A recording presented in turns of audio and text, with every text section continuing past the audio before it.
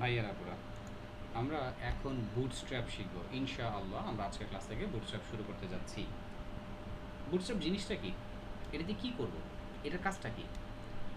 বুটস্ট্র্যাপের ভেতরে HTML, CSS আর JavaScript এই তিনটা ল্যাঙ্গুয়েজ ব্যবহার করা হয়েছে।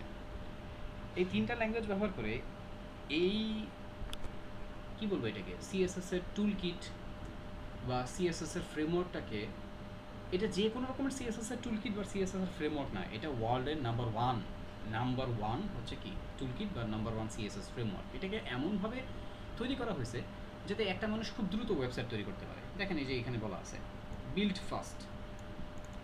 আপনি বুটস্ট্র্যাপ ব্যবহার করে যে ওয়েবসাইটটা তৈরি করবেন সেই ওয়েবসাইটটা লোডিংও হবে দ্রুত, কারণ এখানে হচ্ছে সিএসএসগুলো ওইভাবে সাজানো। আবার বুটস্ট্র্যাপ ব্যবহার করার মাধ্যমে আপনি আপনার ওয়েবসাইটটাও তৈরি করতে পারবেন দ্রুত, মানে কোডিংও তৈরি করতে পারবেন দ্রুত।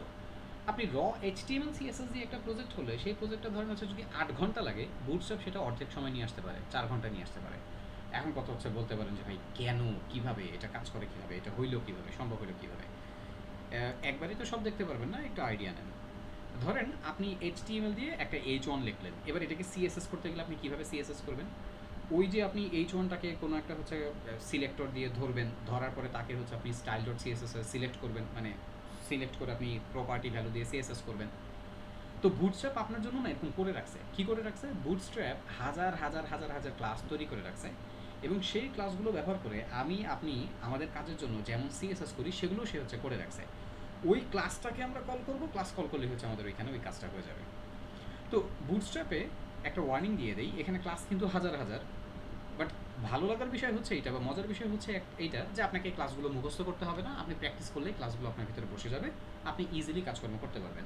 আর যদি ভুলে যান, ভাইয়া ভুলে গেছি, নো প্রবলেম, আবার এসে ডকুমেন্টেশন পড়বেন।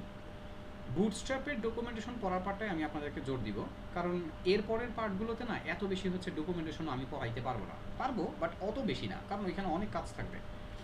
আবার ডকুমেন্টেশন প্রত্যেকবার পড়ায় পড়ায় কাজ করাইতে গেলে কাজের সময়টা অনেক বেশি যায়, ক্লাসের টাইম হচ্ছে থাকে না।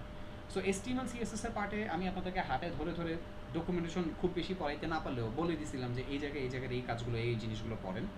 বুটস্ট্র্যাপের পার্টে আমার সাথে সাথে হচ্ছে আপনারা ক্লাসেও ডকুমেন্টেশন করবেন, বাসায় নিজেরা ডকুমেন্টেশন করবেন, পুরোটাই হচ্ছে পড়ার চেষ্টা করবেন, বেশি করে পড়ার চেষ্টা করবেন যাতে ডকুমেন্টেশনের অভ্যাসটা হয়। এই পার্টে ডকুমেন্টেশনের পার্টে একটু জোর বেশি দিব, আর অন্যান্য পার্টে দেখা যাবে যে আপনারা এইটাতে জোর দিলে অন্যান্য পার্টগুলোতে আপনারা নিজেরাই অভ্যস্ত হয়ে যাবেন, তখন আপনারা নিজেরাই পড়া শুরু করবেন। আর ডকুমেন্টেশন পড়া ছাড়া আপনি ডেভেলপার হিসেবে নিজেকে আপনি তৈরি করতে পারবেন না, হবে না, হয় নাই, সম্ভব না। কেন সম্ভব না, কীভাবে হবে না সেটা একটু পরে বলতেছি। সো বিল্ড ফাস্ট, ওদের কোডিং প্যাটার্নের মাধ্যমে এমনভাবে কোডিং করা যে বুটস্ট্র্যাপ ব্যবহার করলে আপনার ওয়েবসাইটটা দ্রুত লোড হবে, সো ওই দিক থেকে ফাস্ট। আবার বুটস্ট্র্যাপ ব্যবহার করে কোডিং করলে, মানে ওয়েবসাইট তৈরি করলে আপনি তৈরিও করতে পারবেন দ্রুত, সো ওই দিক দিয়েও ফাস্ট। আর তার থেকেও আরও সবচেয়ে হচ্ছে বড় ব্যাপারটা যেটা, সেটা হলো আমাদের ওয়েবসাইট হবে রেসপন্সিভ। আমরা যে ওয়েবসাইট আমরা যে ওয়েবসাইটটা তৈরি করছি, আমাদের ওই ওয়েবসাইটটা আমরা রেসপন্সিভনেসের কিছুটা একটু আইডিয়া পাইছি, কিছুটা, যেমন পার্সেন্টেজের একটু হচ্ছে আইডিয়া পাই আসছি। আমরা ফ্লোটিং দিয়ে লেআউট মেনটেন করছি। একটা ওয়েবসাইটের লেআউট মেনটেন করার জন্য ফ্লোট, গ্রিড, ফ্লেক্স এই তিনটা সিস্টেম ব্যবহার হয়। তিনটার যে কোনো একটা দিয়েও কাজ করা যায়, তিনটাও হচ্ছে একটা প্রজেক্টে ব্যবহার করা যায়। বুটস্ট্র্যাপে তিনটাই আছে, বাট আমরা বুটস্ট্র্যাপের এই পার্টে এসে গ্রিড আর ফ্লেক্সের উপর হচ্ছে বেশি জোর দিব। এই বুটস্ট্র্যাপ এই ফ্লোট, গ্রিড, ফ্লেক্স নিজের মতন করে বানাইছে। অ্যাকচুয়ালি সিএসএস এ হচ্ছে যে ফ্লোট, গ্রিড, ফ্লেক্স সিস্টেম আছে, সেটা ব্যবহার করে হচ্ছে বুটস্ট্র্যাপ তার মতন করে হচ্ছে একটা ফর্মুলা সাজাইছে, ওই আগের জিনিসটাকে সে নতুন মতন করে একটু হচ্ছে সাজাইছে। সো আমরা এখান থেকে বুটস্ট্র্যাপের হচ্ছে ফ্লেক্স বা বুটস্ট্র্যাপের হচ্ছে গ্রিড দেখলে আমরা আমাদের মতন করেও কাজ করতে পারবো, কোনো সমস্যা হবে না কোনো জায়গায় ইনশাআল্লাহ। বাট রেসপন্সিভনেসের পার্টে যেটা বলতেছিলাম সেটা হলো, রেসপন্সিভ জিনিসটা কি? রেসপন্সিভনেসের কনসেপ্টটা খুব সহজভাবে যদি বোঝার চেষ্টা করেন, ওয়ার্ল্ডে অনেক মানুষ আছে, যে কোনো মানুষ যে কোনো ডিভাইস ব্যবহার করে আপনার ওয়েবসাইটটা ব্যবহার করতে পারে। আপনার ওয়েবসাইটটা কেউ মোবাইল দিয়েও হচ্ছে ব্রাউজ করতে পারে, আপনার ওয়েবসাইটটা কেউ যদি চায় সে কিন্তু ডেস্কটপ স্ক্রিন দিয়েও ব্যবহার করতে পারে। সো এই স্ক্রিনগুলো না টোটাল হচ্ছে 6টা ভাগে ভাগ করা। আমি একটু পেইন্ট টুল নিয়ে আপনাদেরকে একটু বোঝানোর চেষ্টা করি। স্ক্রিনগুলো 6টা ভাগে ভাগ করা। এতদিন স্ক্রিন সাইজ নিয়ে বেশি জোর দেয়নি, বাট এখন হচ্ছে জোর দেওয়া হবে। সবচেয়ে বড় যে স্ক্রিন সাইজটা, এটাকে হচ্ছে আমরা এক্সট্রা লার্জ বলি। এর থেকে আরেকটা ছোটো স্ক্রিন আছে, এটাকে আমরা এক্সট্রা লার্জ বলি। এর থেকে আরেকটু ছোটো স্ক্রিন আছে, যেটাকে আমরা হচ্ছে লার্জ বলে থাকি। সো এই তিনটা স্ক্রিনকে মেজর বলা হয় হচ্ছে ডেস্কটপ স্ক্রিন, মানে এই তিনটাকে একত্রে ডেস্কটপ স্ক্রিন বলা যায়। বাট তিনটার কিন্তু আলাদা আলাদা নাম আছে, large, extra large, extra large. এই তিনটা থেকে ছোট যেটা, মানে লার্জের থেকে ছোট যেটা, সেটা হচ্ছে মিডিয়াম। এই মিডিয়ামটাকে, এটাই হচ্ছে একটা একটা নিজস্ব হচ্ছে একটা মেজর স্ক্রিন। এই মিডিয়ামটাকে আমরা সাধারণত হচ্ছে এমডি বা ট্যাব স্ক্রিন নামে হচ্ছে চিনে থাকি, বা মিডিয়াম নামে হচ্ছে আমরা চিনে থাকি। এর থেকে আরও দুইটা ছোট স্ক্রিন আছে। যেমন আপনার হাতে যে মোবাইলটাকে যখন আপনি ল্যান্ডস্কেপ ধরেন তখন দেখবেন স্ক্রিন সাইজ হচ্ছে একরকম হয়, যখন এটাকে পোর্ট্রেট ধরেন তখন আরেক রকম সাইজ হয়। কথা হচ্ছে ভাই, এই স্ক্রিনগুলোর সাইজ আসলে ডিফাইন করা হয় কীভাবে? এগুলো সব কিছু পিক্সেল দিয়ে ডিফাইন করা, মেপে মেপে ফিক্স করে ডিফাইন করা। আর এই ডিফাইনটা করা হয়েছে কীভাবে জানেন? এই লেফট থেকে রাইট পর্যন্ত এইখানে কতটুকু জায়গা, এই জায়গার উপরে ডিপেন্ড করে। এই লেফট থেকে রাইট পর্যন্ত আপনি যদি একটা স্ক্রিন কিনতে যান, কিনতে যাওয়ার সময় পরিমাপ করা হয় হচ্ছে এইভাবে কোনাকুনি, কিন্তু ডেভেলপার হিসেবে আপনি কোনাকুনি পরিমাপ করলে কিন্তু হবে না। এখানে স্ক্রিন সাইজগুলো আমাদের পরিমাপ করতে হয় এই লেফট থেকে রাইট পর্যন্ত টোটাল এখানে কতটুকু জায়গা আছে এইটার উপর ডিপেন্ড করে, পিক্সেলে একবারে ফিক্স করা এগুলো। আমরা এর আগে পার্সেন্টেজের কনসেপ্ট নিয়েছিলাম না? কেন নিয়েছিলাম জানেন? যাতে করে হচ্ছে আপনাদের ফ্লোটের কনসেপ্ট এবং হচ্ছে আপনাদের এই রেসপন্সিভনেসের কনসেপ্টটা যাতে হচ্ছে কী হয় অনেক ভালো করে আপনারা বুঝতে পারেন। আপনার এই রেসপন্সিভনেস মেইনলি এই পার্সেন্টেজের উপরে ডিপেন্ড করেই করা, পার্সেন্টেজের উপর ডিপেন্ড করেই করা। একটু পরে কি আরও বেশ কিছুদিন পরে আপনারা সামনে গেলে আপনারা দেখতে পারবেন এই পার্সেন্টেজের উপর ডিপেন্ড করে করা। বাট আমাদের হচ্ছে দেখা যাবে কাজ যদি আমরা এখন করতে যাই, আমাদের স্ক্রিনটাকে এখন হচ্ছে একটু ফিক্স করে নিতে হবে। এই যে এইগুলো স্ক্রিন সাইজ আছে না, এই স্ক্রিন সাইজের উপরে ফিক্স করে তার ভেতরে হচ্ছে ওই পার্সেন্টেজের ক্যালকুলেশন করে করে কাজ করতে হবে। আবার বলতেছি, স্ক্রিন সাইজ ফিক্স এখানে। যেমন এই যে মোবাইল স্ক্রিনটা, এই মোবাইল স্ক্রিনটা যে এটা যে মোবাইল স্ক্রিন আপনি বুঝবেন কীভাবে? ওর একটা কি আছে, একটা ফিক্স সাইজ আছে। আমরা ওই সাইজগুলো নিয়ে পরে কথা বলবো। বাট আপাতত মাথায় রাখেন টোটাল হচ্ছে 6টা স্ক্রিন। বাট এই 6টা স্ক্রিনকে মেজর 3টা ভাগে ভাগ করা যায়: মোবাইল, মিডিয়াম এবং হচ্ছে ডেস্কটপ। মোবাইলের ভিতরে 2টা স্ক্রিন, আপনার এই মিডিয়ামের ভিতরে একটা স্ক্রিন, আর হচ্ছে ডেস্কটপের ভিতরে 3টা স্ক্রিন, টোটাল 6টা। সো আপনি জানেন না আপনার ইউজার কোন স্ক্রিন থেকে সে হচ্ছে কী করবে ওয়েবসাইটে, মানে কোন ডিভাইস দিয়ে আপনার ওয়েবসাইট ব্যবহার করবে, আপনি জানেন না। কিন্তু আপনাকে যেটা করতে হবে সেটা হচ্ছে আপনার ওয়েবসাইটটাকে রেসপন্সিভ করতে হবে, যাতে যে কোনো ইউজার যে কোনো ডিভাইস থেকে এটাকে সুন্দর করে ব্যবহার করতে পারে। আসেন রেসপন্সিভনেসের একটা ছোট্ট নমুনা দেখাই। এইটা তো আপনাদেরকে মেবি আগেও বলছিলাম, না বললে আবার একটু মনে করাই দিই। ধরেন এটা আপনার হচ্ছে একটা ইউটিউব ওয়েবসাইট আপনি ভিজিট করতেছেন। সো ইউটিউবের হচ্ছে ভিডিওগুলো কীভাবে থাকে, পাশাপাশি এরকম তিনটা তিনটা করে থাকে না? কিন্তু যখন আপনি মোবাইল স্ক্রিনে যাবেন দেখবেন যে হচ্ছে এইভাবে নিচে নিচে একটা একটা করে থাকে। কেন বড় স্ক্রিনে 3টা আর মোবাইল স্ক্রিনে একটা? এইখানে যদি মোবাইল স্ক্রিনে যদি এইভাবে পাশাপাশি 3টা রাখতে চাইতো, আপনি তো স্ক্রিনেই কন্টেন্টই তো আপনি দেখতে পারতেন না। ওইটা ভালো হইতো না, দেখার জন্য ভালো হইতো না। সো কী করা হয়েছে, এটাকে রেসপন্সিভ করা হয়েছে। যে জায়গা বেশি আছে, ওকে, তাহলে কী করো, এখানে পাশাপাশি হচ্ছে বেশি আইটেম দেখাও। এখানে জায়গা কম, ওকে, আইটেমগুলোকে একটা নিচে আরেকটা দেখাও। দেখেন এই যে বুটস্ট্র্যাপের ওয়েবসাইট, এটা বুটস্ট্র্যাপ দিয়ে তৈরি করা এবং রেসপন্সিভ, স্বাভাবিক। আসেন একটু রেসপন্সিভনেসের আইডিয়া নেই। মেনু বারটার দিকে তাকান, দেখেন মেনুর লোগোটা দেখা যাচ্ছে, এই যে মেনু আইটেম, আবার হচ্ছে ডান দিকে কিছু মেনু আইটেম, ড্রপ ডাউন, আবার মাঝখানে একটা সার্চ, তাই না? তারপর একটু নিচে আসেন, এখানে টাইটেল টাইপের টেক্সট। এই যে টাইটেল টাইপের টেক্সটের দিকে একটু খেয়াল করেন, অনেক বড় করে লেখা এই জায়গায় টাইটেল টেক্সটটা। তারপরে এইখানে খেয়াল করে দেখবেন এখানে একটা প্যারাগ্রাফ টাইপের টেক্সট। এই যে 2টা আইটেমের দিকে তাকান, এখানে 2টা আইটেম দেখছেন, 2টা আইটেম পাশাপাশি। এতটুকু আপাতত ফলো করেন। আপনি আপনার ওয়েবসাইটের রেসপন্সিভনেস চেক করার জন্য কী করতে পারেন? আপনি যখন একটা ওয়েবসাইট তৈরি করবেন তখন ডেভ টুলের সাহায্যে রেসপন্সিভনেস চেক করা যায়। আপনি যেই ব্রাউজারই ব্যবহার করেন না কেন, প্রত্যেকটা ব্রাউজারই ডেভ টুল থাকে। রাইট বাটন ক্লিক করে ইনস্পেক্টে যাবেন, আর এই যে ডেভ টুল ওপেন হয়েছে। আপনাদেরকে সবার প্রথম এই ডেভ টুলের সাথে কে পরিচয় করাইছে? তার নামটা একটু বলেন তো। আলহামদুলিল্লাহ, মাশাআল্লাহ, আল্লাহ তাআলা আমাদের শেখার তৌফিক দিয়েছে দেখেই আমরা শিখতে পারতেছি, আদারওয়াইজ পসিবল ছিল না ভাই। সো এই যে এইখানে যেটা দেখতেছি এটা তো ডেভ টুলের ভিতরে একটা খুবই ইম্পর্ট্যান্ট পার্ট হচ্ছে কি, এই যে toggle device toggler. So toggle device টগলারে যদি ক্লিক করেন, খেয়াল করেন এইখানে একটু আগে 6টা স্ক্রিন শিখাইছিলাম, মনে আছে? দেখাইলাম না মাত্র 6টা স্ক্রিন? ওই 6টা স্ক্রিনের ভিতরে পপুলার 4টা স্ক্রিনের বাটন দেওয়া, এগুলো কিন্তু বাটন। আপনি ক্লিক করবেন, দেখবেন আপনার এই ওয়েবসাইটে বিভিন্ন স্ক্রিন অনুপাতে খাপ খাওয়াই নিতেছে নিজেকে। দেখেন এই বাটনগুলোতে ক্লিক করতেছি, আপনি কি দেখতে পাচ্ছেন? যেমন এই বর্তমান কন্টেন্টটা মোবাইল স্ক্রিন অনুপাতে দেখতে পাচ্ছি। এইখানে ক্লিক করলে এই ওয়েবসাইটে আমি ডেস্কটপ স্ক্রিন অনুপাতে দেখতে পাচ্ছি।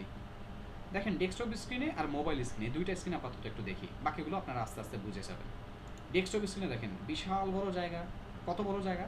এখানে দেখেন আপনাকে বলে দিচ্ছে 1440 পিক্সেল একটা স্ক্রিনে বর্তমানে আপনি এই ওয়েবসাইটটাকে ভিজিট করতেছেন।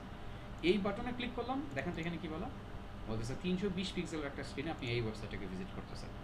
সো এই জায়গাটা একটু খেয়াল করেন, খেয়াল করার মতন বিষয়টা হলো এরকম। এই জায়গাতে আপনি এই যে 1440 পাশের বাটনে ক্লিক করলেন, পাশের বাটনে ক্লিক করলেন, যেই বাটনে ক্লিক করেন না কেন একটা একটা স্ক্রিনের সাইজ কিন্তু আপনাকে উপরে বলে দিচ্ছে। আমরা আপাতত ডেস্কটপের সবচেয়ে বড় স্ক্রিন আর হচ্ছে একবারে মোবাইল স্ক্রিন যেটা, এই দুইটা স্ক্রিনে একটা এক বিষয় একটু দেখি। কি দেখব? তাকান, অনেক বেশি জায়গা দেখা যায়, মেনু আইটেমগুলো যে সব পাশাপাশি। দেখেন এই আইটেমগুলো কিন্তু হচ্ছে এখানে এই যে পাশাপাশি করে দুইটা আইটেম, এই ফন্ট সাইজটাও বড়। ক্লিয়ার না? সব বুঝতে পারতেছেন। মোবাইল স্ক্রিনে যান, দেখেন মোবাইল স্ক্রিনে মেনু আইটেমটা এই জায়গায় নাই। মেনু আইটেম এখানে গেছে, মেনু আইটেম গেছে কই? এই যে এখানে দেখেন three dot menu, three dot মেনুতে ক্লিক করলে এই যে যে ইফেক্ট দেখতে পারলেন, এটাকে হচ্ছে অফ ক্যানভাস বলা হয়। এটা অফ ক্যানভাস। দেখেন এই অফ ক্যানভাসের ভিতরে মেনু আইটেমগুলো ফেলে দিচ্ছে। অনেকে হচ্ছে অফ ক্যানভাস ব্যবহার করে, অনেকে টোগলার ব্যবহার করে, অনেকটা এইরকমই আর কি। এগুলো সামনে দেখতে পারবেন। এই যে ক্লিক করলেন দেখেন মেনু আইটেমগুলো এখানে ভিতরে ভিতরে দেখা যাচ্ছে। এই যে মেনু আইটেমগুলো যে ভিতরে ভিতরে দেখতে পারতেছি, এটা জিনিসটা কি হলো অ্যাকচুয়ালি? এটাই হচ্ছে মেনু বারের রেসপন্সিভ। এখানে মেনু বারে এই এতগুলো আইটেম পাশাপাশি দেখানো যাওয়ার মতন, দেখা যাওয়ার মতন অবস্থা নাই। এটাকে এর জন্য কী করে দেওয়া হয়েছে? ভিতরে বসায় দেওয়া হয়েছে। এবার আসেন এই কন্টেন্টের দিকে তাকান তো, দেখেন তো এইখানে এই বিল্ড ফাস্ট রেসপন্সিভ ওয়েবসাইট, এখানে কোনো পার্থক্য চোখে পড়ে? কোনো মানে কোনো পার্থক্য চোখে পড়ে কিনা? ডেস্কটপ স্ক্রিনে দেখেন তো, এটা বড় ফন্ট সাইজ ছিল না? আর মোবাইল স্ক্রিনে দেখছেন যেটা হচ্ছে ছোটো হয়ে গেছে ফন্ট সাইজ। এটা ফন্ট সাইজ কেন ছোটো করছে? কারণ ওই এত বড় ফন্ট সাইজ যদি এই মোবাইল স্ক্রিনে দেখাইতো তাহলে কিন্তু দেখতে ভালো লাগতো না। আপনি কি বুঝতে পারতেছেন? আমি আপনাদেরকে রেসপন্সিভনেসের হচ্ছে এখানে আইডিয়া দেওয়ার চেষ্টা করতেছি। সাধারণত এই যে এইভাবে স্ক্রিন অনুপাতে রেসপন্সিভনেস মেনটেন করার সময় আমরা দুইটা জিনিসের দিকে খুব বেশি ফোকাস দিই। এক, ওয়েবসাইটের কন্টেন্ট সাজানো। দুই, ওয়েবসাইটের লেআউট সাজানো। লেআউট সাজানোর বিষয়টা কি? ধরেন হচ্ছে এখানে অনেক বড় জায়গা, আপনি আইটেম পাশাপাশি দেখতে পাচ্ছেন, আপনি আইটেম পাশাপাশি দেখতে পাচ্ছেন। আপনি মোবাইল স্ক্রিনে আসেন, এত বেশি জায়গা নাই, আইটেমগুলো কী করা হলো? আইটেমগুলো হচ্ছে নিচে নিচে দেখানো হলো। যেমন এই যে দেখেন এখানে এই যে একটু আগে এই দুইটা আইটেম মনে আছে যে পাশাপাশি দেখছিলেন, এখন দেখেন আইটেম দুটো হচ্ছে নিচে নিচে। সো এটা হচ্ছে লেআউট সাজানো হলো। আবার দেখেন কন্টেন্ট সাজানো হচ্ছে কীভাবে? দেখেন বড় স্ক্রিনে এই ফন্ট সাইজটা বেশ বড় আছে, সমস্যা নেই, কিন্তু এটাই যখন মোবাইল স্ক্রিনে যাচ্ছে তখন ফন্ট সাইজ ছোটো হয়ে যাচ্ছে। আমি কি আপনাদেরকে বুঝতে পারতেছি? এবার আসেন রেসপন্সিভনেসের সংজ্ঞাটা কী, আমি এটা অফ করে দিই। আপনি এমনভাবে ওয়েবসাইটটা তৈরি করবেন, ওয়েবসাইটের কন্টেন্ট কী করবে? স্ক্রিনের ডিভাইস অনুপাতে নিজেকে খাপ খাওয়াই নেবে। বড় স্ক্রিনে অনেক বেশি জায়গা, কন্টেন্ট পাশাপাশি আসতে পারে। ছোট স্ক্রিনে বেশি জায়গা নেই, কন্টেন্ট নিচে নিচে আসতে পারে। ফন্ট সাইজগুলো হচ্ছে কী হতে পারে? বড় ছোট অ্যাডজাস্ট করার প্রয়োজন হতে পারে। এখন এই রেসপন্সিভনেস কিন্তু ও নিজে করে দিবে না, এটা করবেন আমি, আপনি, আমরা করব। কিভাবে করব? এই বুটস্ট্র্যাপ ব্যবহার করে করব। আর ব্যবহার করে বুটস্ট্র্যাপ ব্যবহার করে করার ফলে যেটা হবে, বুটস্ট্র্যাপের ভেতরে এত এত কিছু দেওয়া আছে যে আমি আপনি আমাদের যে প্রজেক্টের ডেভেলপমেন্ট যে টাইমটা সেটা হচ্ছে অর্ধেকে নিয়ে আসবে। আমার মনে হয় রেসপন্সিভনেসের ডেফিনেশনটা আপনার বুঝতে পারছেন। আমি যদি আবার বলি, এমনভাবে ওয়েবসাইটটা তৈরি করতে হবে যাতে ওয়েবসাইটটা স্ক্রিন অনুপাতে, স্ক্রিনের উপর ডিপেন্ড করে সে যাতে নিজেকে খাপ খাওয়ায় নেয়। এটা অলরেডি বুটস্ট্র্যাপ ইমপ্লিমেন্ট করে রাখছে, সেটাকে খালি আমরা এবার প্রয়োগ করবো বা ব্যবহার করবো। এখানে আরও কিছু কথা বলছে, পাওয়ারফুল, এক্সটেন্সিবল। আসলেই পাওয়ারফুল। আপনাদেরকে একটু মোটিভেশন দিব। W3 টেক নিয়ে, এই যে W3 টেক স্ট্যাটিস্টিক্স লিখে যদি সার্চ করেন, এই ওয়েবসাইটে যদি যান, কন্টেন্ট ম্যানেজমেন্ট, দেখেন ওয়ার্ডপ্রেসের দখলে হচ্ছে মার্কেটের বিশাল বাজার। আমরা ওয়ার্ডপ্রেসটা হচ্ছে শিখবো ইনশাআল্লাহ। সার্ভার সাইডে দেখেন পিএইচপির সবচেয়ে বেশি বাজার, আমরা পিএইচপি শিখবো ইনশাআল্লাহ। জাভাস্ক্রিপ্টের হচ্ছে সবচেয়ে বেশি বাজার, আমরা জাভাস্ক্রিপ্ট শিখবো ইনশাআল্লাহ। আবার জাভাস্ক্রিপ্টের লাইব্রেরির ভিতরে দেখেন জেকুইরি সবচেয়ে বেশি হচ্ছে পপুলার, আমরা জেকুইরিও দেখবো ইনশাআল্লাহ। সিএসএস ফ্রেমওয়ার্কের ভেতরে দেখেন বুটস্ট্র্যাপ সবচেয়ে পাওয়ারফুল সবার উপরে, আমরা ইনশাআল্লাহ বুটস্ট্র্যাপও হচ্ছে দেখবো, আল্লাহ তাআলা বাঁচায় রাখবেন। বাট দেখবেন বিভিন্ন মানুষ বিভিন্ন জায়গা থেকে এসে প্রতিযোগিতা করা শুরু করে। এই তুই বুটস্ট্র্যাপ শিখতেছো, সেটা তো ভালো না, তুই এটা বাদ দে, অন্য একটা শেখ। এই তুই জাভাস্ক্রিপ্ট শিখতেছো, সেটা ভালো না, অন্য একটা শেখ। তুই জেকুইরি শিখতেছো, সেটা বাদ দে, অন্য একটা শেখ। ওয়ার্ডপ্রেস না শিখে তুই হচ্ছে কী কর? তুই হচ্ছে শপিফাই শেখ। ভাই সবগুলো ভালো, সব জায়গায় সবার এক একটা জায়গা আছে, কিন্তু শয়তান আপনাকে স্টেবল হইতে দিবে না। কারণ আপনি যদি আনস্টেবল হন, আপনি শিখতে পারবেন না, শয়তানের লাভ। আপনি কামাই করলে তো হচ্ছে আপনার মানে ওর লস হয়ে যাবে। হালাল পথে কামাই করতেছেন, আল্লাহ তাআলার হুকুম মানতেছেন, আপনার নেকি হইতেছে, এটা তো সে চায় না। তো সে আপনাকে আনস্টেবল বানাবে। সে আপনাকে আনস্টেবল করার জন্য কী করবে? সে আপনাকে কুমন্ত্রণা দিবে, অথবা এমন কাউকে দিয়ে আপনাকে কুমন্ত্রণা দিবে যার কথা হচ্ছে আপনি ফেলতে পারবেন না। এখন তাহলে করণীয় কী? করণীয় হচ্ছে আপনি কারোর সাথে তর্কে যাবেন না, এত টাইম নাই। আমি নিজের কাজ করে এগুলোই দিতে পারি না, আবার যাবো তর্ক করতে, এত টাইম নেই। তর্কর ভিতরে যাবেনই না। তাহলে কী করবেন? আপনি বলবেন ভাই আমি এটা শিখতেছি, এটা আমি ভালো করে শিখি, ইনশাল্লাহ এরপরে হচ্ছে তোমারটাও শিখবো। এরপরে দেখবেন সে মুখ বন্ধ করে ফেলবে। কেন? কারণ আপনি যদি আপনার এটা শেখার পরে তারটাও শেখেন, কারণ আপনি তো হচ্ছে তার থেকে উপরে চলে গেলেন। এরপরে তাকে হচ্ছে মুখ বন্ধ হয়ে যাবে, মুখ কালা। এরপরে হচ্ছে সে দেখবেন আর কিছু হচ্ছে আপনার বলতে আসবে না। সো এই সমস্ত মানুষের সাথে কনফ্লিক্ট করবেন না কখনোই। কোনো কমিউনিটি কোনো জায়গাতে হচ্ছে যে এগুলো বাছাই হচ্ছে করতে যাবেন না যে এটা ভালো এটা ভালো। হ্যাঁ, আমরা মাঝে মাঝে ফান করতে যে হচ্ছে দুই একটা কথা বলি, ওইটা হচ্ছে দুষ্টামি, বাট এগুলো নিয়ে কোনো জায়গায় সিরিয়াসলি কোনো রকমের যাতে গ্যাঞ্জাম না হয়, বি কেয়ারফুল। ডেভেলপারদের কমিউনিটিতে হচ্ছে এটা অনেকেই করে, এটা ঠিক না। নিজেরা হচ্ছে ছোট, মানে নিজেরা বড় বানাইতে যে আরেকজনকে ছোট করে, কেন? এটা তো দরকার নেই কোনো কিছু। যাই হোক, এদিকে তাকান, এখানে বিভিন্ন ফিচার আছে, অনেক কিছু আছে আমাদেরকে বলতেছে ভাইয়েরা। এখন আমাদের কাজ কি? ডকুমেন্টেশন করা। তো ডকুমেন্টেশন করার জন্য রিড দ্য ডকে ক্লিক করবেন। এইখানে ক্লিক করলে আপনাকে এই ডকুমেন্টেশনের পার্টে নিয়ে যাবে এবং এইখানে বিশাল বড় একটা সমুদ্র আপনি পারবেন। এই যে সমুদ্র একটা পেয়ে যাবেন, বিশাল বড়। তো আমি এখানে ডকুমেন্টেশনের পার্টে ইম্পর্টেন্ট যে বিষয়গুলো সেগুলো নিয়ে আলোচনা করে দিব, বাকি পার্টগুলো বাসায় আপনাদের অবশ্যই পড়তে হবে। আর আমি যদি পড়া শিখাই দিতে পারি যে কীভাবে পড়তে হয়, আপনি কি পড়তে পারবেন না? এতটুকু কাজ আপনি করতে পারবেন না? আসেন, বুটস্ট্র্যাপের একটু হিস্টোরি নিয়েও কথা বলা উচিত। এটা বুটস্ট্র্যাপ 5 এর লোগো আর কি এটা। আর এর আগে বুটস্ট্র্যাপের আরও ভার্সন ছিল, যেমন এই যে দেখেন 2, 3, 4, এরপরে হচ্ছে বুটস্ট্র্যাপ 5। সো আমি যখন বুটস্ট্র্যাপ শিখি তখন বুটস্ট্র্যাপ 3 শিখছি আমি, এবং 3 শেখার পরে 4, 4 এর পরে হচ্ছে 5। বুটস্ট্র্যাপ 3 শিখছি আজকে থেকে অনেক বছর আগে। সো ওই সময় বুটস্ট্র্যাপ 3 শেখার সময় বুটস্ট্র্যাপের ওয়েবসাইটে একটা কথা লেখা ছিল যে বুটস্ট্র্যাপ 4 ইজ কামিং। সো এর মাঝখানে 3 বছর 4 বছর পার হয়ে গেছে, 5 বছর বা আরও বেশি পার হয়ে গেছে, বাট বুটস্ট্র্যাপ নতুন ভার্সন আর আসে না। হঠাৎ একদিন সবাইকে মনে করেন যে হচ্ছে কি পাগল বানায় দিয়ে বুটস্ট্র্যাপ 4 আসে। অ্যান্ড 4 আসার পরে আমরা বুটস্ট্র্যাপের 4 যখন হচ্ছে আমরা ধরলাম, দেখি আকাশ পাতাল ডিফারেন্স। কতটুকু ডিফারেন্স জানেন? বুটস্ট্র্যাপ 3 থেকে যখন 4 আসে তখন প্রায় 50 থেকে 60% কন্টেন্ট চেঞ্জ। 4 থেকে যখন আবার 5 আসে তখন সেম এরকম প্রায় 50 থেকে 60% কন্টেন্ট চেঞ্জ, হিউজ চেঞ্জেস নিয়ে আসছে। এখন কথা হচ্ছে, তাহলে এখন করবোটা কি? স্টুডেন্ট তো পড়াইতে হবে, প্রজেক্টেরও তো কাজ করতে হবে, বসে থাকলে তো চলবে না। কি? রিসার্চ করা। এখন রিসার্চ করতে যেয়ে দেখলাম কি, যেহেতু মাত্র লঞ্চ হয়েছে, বুটস্ট্র্যাপ তার আপডেটগুলো কোন মাসে আনে? সাধারণত বিভিন্ন ডেভেলপাররা তাদের এই প্রোগ্রামিং ল্যাঙ্গুয়েজগুলোর আপডেট আনে নভেম্বর ডিসেম্বরে। আবার কেউ দেখা যায় জুন জুলাই সেকশনে অনেক, আবার দেখা যায় কেউ হচ্ছে সেপ্টেম্বর অক্টোবর পর্যন্ত হচ্ছে যায় আর কি। এগুলো ডিপেন্ড করে। বুটস্ট্র্যাপ মনে করে যে হচ্ছে নভেম্বরের দিকে যখন আপডেট আনছে, বাজারে মাত্র নতুন আপডেট আসে, কোনো একটা জায়গাতে ওর হচ্ছে যে আপডেটগুলো সেগুলো নিয়ে হচ্ছে ভালো ডিটেলস কন্টেন্ট নাই। আপনারা তো কিছু হইলেই আগে হচ্ছে ইউটিউবে দৌড় দেন। ইউটিউবে একটা কারোর কোনো ভিডিও রিসোর্স বা কোনো কিছু ছিল না। এখন কী করবো আমরা? স্টুডেন্টদের পড়াইতে হবে। সো দেখেন আমি কী করছিলাম সেটা বলি, এটাই আপনারা করবেন, তাহলে আপনাদেরও কাজ হয়ে যাবে। আমি যেটা করলাম, বুটস্ট্র্যাপ 3 ডকুমেন্টেশন আমার পড়া আছে, এইটা আমি জানি। আমি বুটস্ট্র্যাপের 4 ডকুমেন্টেশন পড়া শুরু করলাম, বাস বসে বসে ডকুমেন্টেশন করতেছি। আপনি যখন পড়বেন না, আপনার ভিতরে হচ্ছে কী হবে জানেন? আপনার ভিতরে হচ্ছে টেনশন কাজ করবে। না পড়লে জড়তা কাজ করে, টেনশন কাজ করে, ভয় কাজ করে। যখন আপনি পড়া শুরু করবেন, এখানে ডকুমেন্টেশন যে আপনি যখন হচ্ছে দেখা শুরু করবেন, আপনি একবার দেখছেন, দুইবার দেখছেন, তিনবার দেখছেন, আপনার রাস্তাটা এবার আপনার কাছে হচ্ছে অনেক সহজ হয়ে গেছে।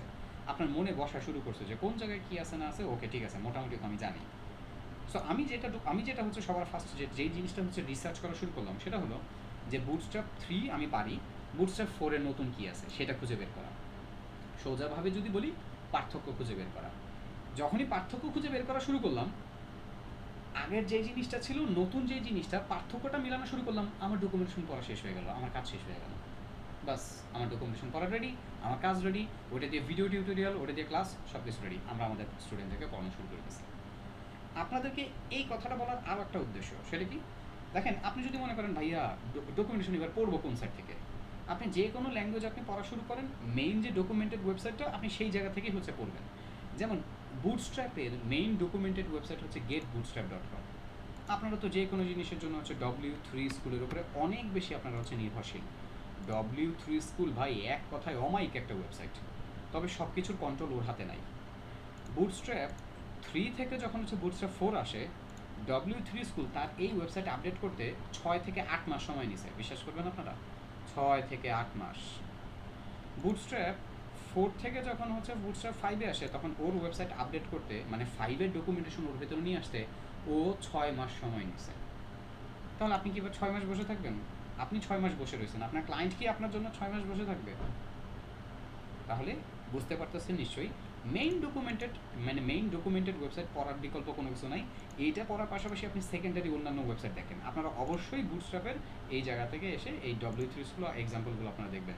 এটা অনেক ইউজার ফ্রেন্ডলি করে দেখা, বাট আগে এইটা পড়ার অভ্যাস করবেন। বুটস্ট্র্যাপ তৈরি করছে কারা? টুইটারের ডেভেলপাররা।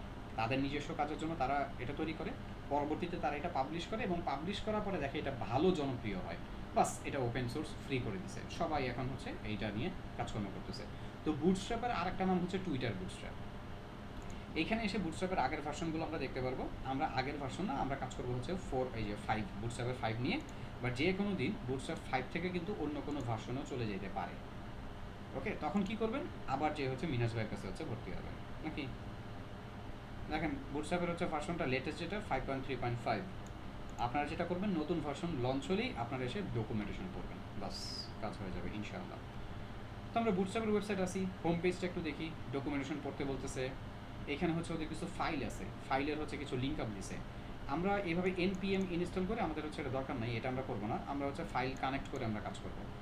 তো আপনি একটা আপনার ওয়েবসাইটকে ইমেজ কানেক্ট করার জন্য সিস্টেম কী ছিল? ইমেজের ফাইলটা আপনি ডাউনলোড করতেন অথবা সিডিএন দিয়ে কানেক্ট করতেন, মনে আছে? তো বুটস্ট্র্যাপেরও দুইটা ইম্পর্টেন্ট ফাইল আছে, একটা হচ্ছে বুটস্ট্র্যাপের সিএসএস, একটা হচ্ছে বুটস্ট্র্যাপের জেএস। দেখেন এই জায়গায়, এই যে দেখেন বুটস্ট্র্যাপের হচ্ছে সিএসএস আর বুটস্ট্র্যাপের হচ্ছে জেএস। তো আপনাকে বুটস্ট্র্যাপ দিয়ে কাজ করতে গেলে বুটস্ট্র্যাপের সিএসএস আর জেএস ফাইল কানেক্ট করতে হবে, আদারওয়াইজ আপনি কাজ করতেই পারবেন না। আপনি যদি মনে করেন আমি শুধু সিএসএস নিব, জেএস নিব না, প্রবলেমে পড়বেন। বুটস্ট্র্যাপের সিএসএস জেএস দুইটা ফাইলই নিয়ে রাখবেন, নিয়ে কাজ করবেন। ওকে, সো গেল দুইটা ফাইলের কথা। এখানে অন্যান্য আর কিছু হচ্ছে প্যাকেজ বা অন্যান্য কিছু হচ্ছে ফাংশনালিটির কথা বলছে। আরেকটু নিচে আসি আমরা, আরেকটু নিচে আসি। এই জায়গাটা দেখেন, বলতেছে যে কম্পোনেন্টস আছে এখানে, কম্পোনেন্টস, এবং এই কম্পোনেন্টসগুলো তৈরি কি দিয়ে? HTML CSS জাভাস্ক্রিপ্ট দিয়ে। কম্পোনেন্টস জিনিসটা কি? মজার একটা বিষয় দেখেন, ডকুমেন্টেশনে যান। ডকুমেন্টেশনে যাওয়ার পরে এই জায়গায় দেখেন হচ্ছে বুটস্ট্র্যাপের কম্পোনেন্টস। তো ধরেন আপনার ওয়েবসাইটে একটা স্লাইডার বানানোর দরকার। তো স্লাইডার কি দিয়ে তৈরি? HTML CSS জাভাস্ক্রিপ্ট দিয়ে তৈরি না? আপনারা কিন্তু এখনো জাভাস্ক্রিপ্ট শিখেন নাই, আরও পরে শিখবেন, বাট এই জায়গাতে এসে এখন জাভাস্ক্রিপ্টের ব্যবহার শুরু হয়ে যাবে। দেখেন, চান আর না চান ব্যবহার করে ফেলতে হবে। আপনার ওয়েবসাইটে দরকার কি? একটা স্লাইডার। এই যে দেখেন স্লাইডার, যেটা হচ্ছে ক্যারাসেল আর কি। এই যে কাজ করতেছে, সব কিছু রেডি, একটা রেডিমেড ক্যারাসেল এই জায়গায় তৈরি করা, একটা স্লাইডার এই জায়গায় তৈরি করা, নিবেন আর ওয়েবসাইটে ব্যবহার করবেন। এখানে HTML CSS এবং জাভাস্ক্রিপ্ট ব্যবহার করা হয়েছে। এইখানে দেখেন আরেকটা হচ্ছে কমন আরেকটা পার্ট, যেটা হচ্ছে কলাপস। এই যে আইটেম কলাপস করতেছে। আপনার ওয়েবসাইটে মেনু বার দরকার, ন্যাপ বারে যান, এই যে আপনার ওয়েবসাইটের জন্য মেনু বার তৈরি করে দিছে। কী করবো ভাইয়া এখন, তাহলে কাজ কীভাবে করবেন? আরে টেনশনই কিচ্ছু নাই, এই যে কপি আর ওয়েবসাইটে নিয়ে যে ওই যেটা করেন আপনারা, যেটা করতে সবচেয়ে বেশি ভালোবাসেন, তবে খালি কপি পেস্ট করলে লাভ নাই। হাউ ইট ওয়ার্কস, এটা কোন জায়গায় কী করে না করে সেটা যদি না বুঝেন আপনি কাস্টমাইজ করতে পারবেন না, আপনি তখন হচ্ছে বিপদে পড়বেন। যাই হোক, যেটা বলতেছিলাম কম্পোনেন্টসের কথা, যে এখানে আপনার ওয়েবসাইটে বিভিন্ন রকমের যে ফাংশনালিটিগুলো দরকার সেগুলো এখানে ওরা তৈরি করে রাখছে। এগুলো ব্যবহার করার মাধ্যমে আপনি খুব দ্রুত কাজ করতে পারবেন। গেল এই কম্পোনেন্টস। আর এখানে বলতেছে জাভাস্ক্রিপ্ট ব্যবহার করা হয়েছে। আর এখানে বুটস্ট্র্যাপের আগের ভার্সনগুলোতে jQuery ব্যবহার করা হয়েছে, এই যে 4.3-তে jQuery ব্যবহার করা হয়েছে। আচ্ছা, এই জায়গাতে এসে আর একটা পার্ট দেখেন, যেটা হচ্ছে বুটস্ট্র্যাপ আইকন। বুটস্ট্র্যাপের ভেতরে ওদের নিজস্ব একটা আইকন লাইব্রেরিও আছে। আমি আশ্চর্য লাগে আমার কাছে, ওরা ওদের কন্টেন্ট আপডেট করে না। মানে এই যে এই জায়গায় দেখেন তো কত বলা, 1800 বলা না, এই জায়গায় এসে দেখেন 2000। এই জিনিসটা আমি বুঝলাম না, এটা কি ওদের চোখে পড়ে না কারো, নাকি ডেভেলপার সব ছাটাই করে দিচ্ছে? 1800 হচ্ছে এখানে হচ্ছে গ্লিফ এবং অন্যান্য হচ্ছে রিলিজেস বা বিভিন্ন হচ্ছে কথা বলতেছে, নাকি আমারই আসলে বুঝতে ভুল, আমি বুঝলাম না। মানে অ্যাকচুয়ালি হচ্ছে 1800 না, এখানে 2000-এর মতন হচ্ছে আইকন ওদের। Library featuring over glyph and more added open source SVG icon, না আইকনের কথাই বলছে। অ্যাকচুয়ালি 1800 না, এখানে হচ্ছে মানে বুটস্ট্র্যাপের 3-তে হচ্ছে আইকন ছিল। বুটস্ট্র্যাপের যে ভার্সন 3 ছিল তখন আইকন ছিল, বুটস্ট্র্যাপের 4-এ আইকন বাদ দিয়ে দিচ্ছে, আবার 5-এ হচ্ছে ওর আইকন নিয়ে আসে। সো এখানে হচ্ছে প্রায় 2000টার মতন হচ্ছে নতুন আইকন নিয়ে আসছে। এই আইকনগুলো ব্যবহার করলে আমরা আমাদের ওয়েবসাইটটাকে আরও সুন্দর করতে পারি। আর একটা মজার বিষয় দেখেন, এখানে একটা বুটস্ট্র্যাপের একটা হচ্ছে থিম বা একটা ওয়েবসাইট আছে। এই ওয়েবসাইটটায় যদি আপনি যান, theme.getbootstrap.com, আপনাকে নিয়ে আসলো।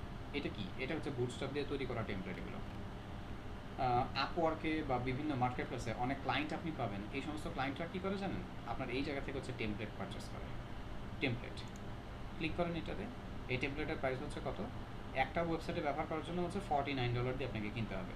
সো আপনাকে ক্লায়েন্ট কী করবে, এই টেমপ্লেটটা পারচেস করে আপনাকে দিয়ে দিবে। আমি একটু ক্লিক করতেছি আপনাদেরকে লাইভ প্রিভিউ দেখানোর জন্য। একটু ক্লিক করেন এখানে, দেখেন আপনাকে ওয়েবসাইটের হচ্ছে লেআউট, এখানে আপনাকে প্রিভিউ দিয়ে দেখাচ্ছে।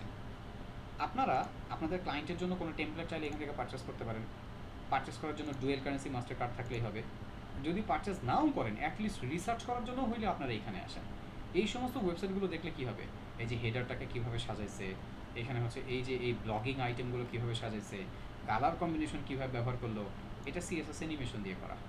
সো এই জিনিসগুলো কীভাবে করলো, এইটার একটা ভালো আইডিয়া পাবেন আপনারা।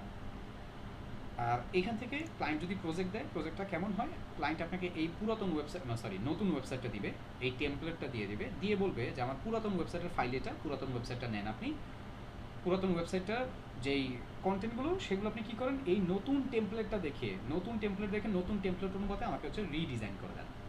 তো আমরা যেটা করি, পুরাতন ওয়েবসাইট থেকে কন্টেন্ট নিয়ে এই ওয়েবসাইটের টেমপ্লেটের ভিতরে হচ্ছে কোড বসায় দিয়ে চিন্তা করে আমরা কাজ করি। এইখানে যেটা হয় সেটা হলো যে হচ্ছে আপনাকে কাজ বেশি করতে না হলেও চিন্তা করতে হয় প্রচুর পরিমাণে, মানে প্রচুর পরিমাণে ব্রেন স্টর্মিং হয়।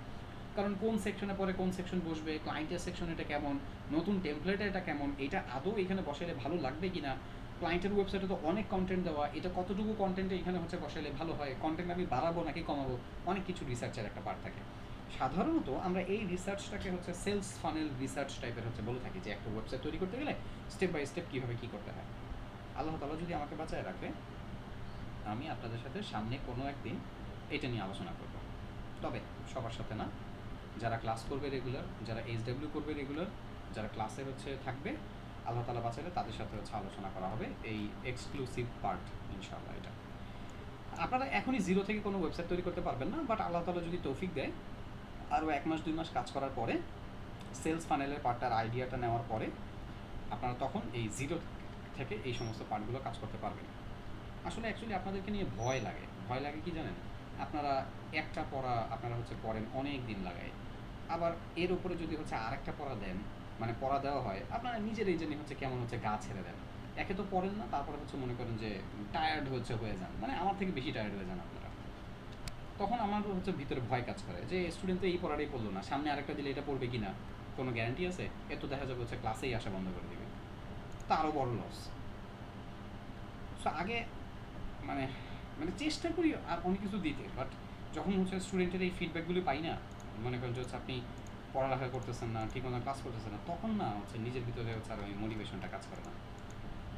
আপনাদেরকে শুরুর দিকে মনে হয় বলে দিয়েছিলাম যে মেন্টরের মোটিভেশন ডিপেন্ড করে স্টুডেন্টের উপরে। আশা করি বুঝতে পারতেছেন কেন বলছি। যাই হোক, ব্রাউজ করে এই সমস্ত সাইট থেকে আপনারা আইডিয়া নিতে পারেন, আইডিয়াটা খুবই কাজে লাগবে। তো কাজ শুরু হবে কই থেকে? ডকুমেন্টেশন থেকে।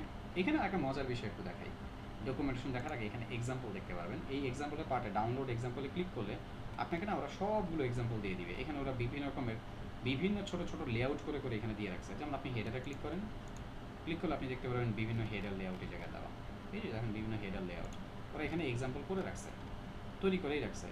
এটা এক্সাম্পলে ক্লিক করলে কিন্তু সব একবারে ডাউনলোড হয়ে যাবে। ওকে, সবগুলো একবারে হচ্ছে এখানে কানেক্টেড। যেমন এই যে হচ্ছে ড্রপ ডাউন, এটা কি দিছে হিরো সেকশন, মানে ব্যানার, হ্যাঁ হিরো সেকশনটা এখানে দিছে হচ্ছে অ্যালবাম, প্রাইজিং, চেকআউট, বিভিন্ন সেকশন তৈরি করা। দেখেন লেআউটগুলো খুব সুন্দরভাবে সাজানো। কভার দেখি, কভারটা দেখি, এগুলোতে কিছু দেয় নাই, মেনু আকারে জাস্ট হচ্ছে একটা ফুল পেজ একটা দিয়ে কাজ করছে, বাট কালারটা সুন্দর, কালারটা ভালো লাগতেছে দেখে। আমার এই মনিটরটা না কাইন্ড অফ একটু কালার ব্লাইন্ড। কেন? মানে আমি যে মনিটরটা দিয়ে আপনাদেরকে ক্লাস নেই, এই মনিটরে আমি কালার ঠিক মতন দেখতে পারি না, আমার দেখতে কালার কষ্ট হয়ে যায়। এটা মনিটর থেকেই হচ্ছে কালারটা ডিসপ্লেতে হচ্ছে পুরোপুরি ভালো আসে না, আমার কালার ব্লাইন্ড মনিটর। বাট আলহামদুলিল্লাহ আমাকে এই ল্যাপটপটা অনেক সাপোর্ট দিচ্ছে, অনেক সাপোর্ট দেয় আলহামদুলিল্লাহ। আলাদাভাবে শুক্রিয়া আদায় করবেন, আল্লাহ তাআলা নিয়ামত বাড়ায় দিবেন। বাট ওর একটা বদ স্বভাব আছে, গরম হয়ে যায়, সাংঘাতিক রকমের গরম হয়ে যায়। এটা অফিসের ল্যাপটপ আর কি, ওইটাই দিছে আপনাদের ক্লাস নেওয়ার জন্য। সো এটা প্রথম থেকে আমিই ব্যবহার করতেছি।